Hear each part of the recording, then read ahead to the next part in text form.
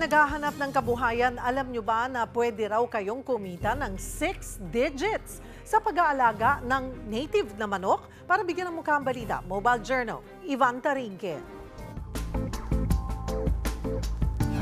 Chicken lang daw ang pag-aalaga ng mga manok dito sa bansa. Pero ang kita, aba, hindi sisiw lang. Proven na raw na hindi na lang sa manok ng panabong kikita. Lalo na raw pag native yan, may lalaban na sa kitaan.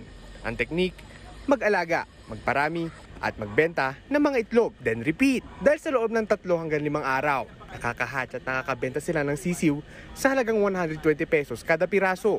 Within 18 days to 20 days, na-hatch po namin yan, sir, yung mga sisiw. Every 3 days to 5 days kami nag-load sa incubator. So every 3 to 5 days, meron po kami na-harvest ng mga sisiw. Sa halagang 10,000 piso, makakabili ka na ng 21 manok, 30% lalaki, 70% babae. Pwede na yung panimula sa negosyo basta may sapat kang espasyo para sa mga ito. Pero syempre, may mga pagsubok din. Not all the time maganda ang bentahan lalo pag July. Kaya ang owner ng farm may backup plan na rin. No, yung ginagawa ko lang ay nagpaparami ako na paparami. Kasi kapag bumalik na naman sa pagkalakas sa market, marami akong stock. Sa mga kabado, natakaw sakit ang mga manok.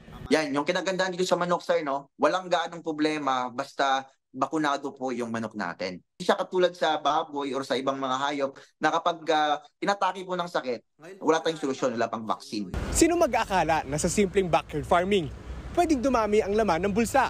Ang sikreto talaga ng road to success ay sipag at tiyaga. Mobile Journal, Ivan Tarinque po, hatid ang mukha ng balita.